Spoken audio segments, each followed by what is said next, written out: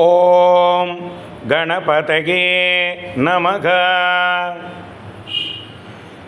கீழ்மை பண்புகள் அழிய காமாதிகளாம் கயமை பிணிகள் போமாறு அருள்வாய் புரை தீர்த்த எனையாள் கோமா கருணை குகனார் தமிய போமா பொலமார் புலவா வருவாய்.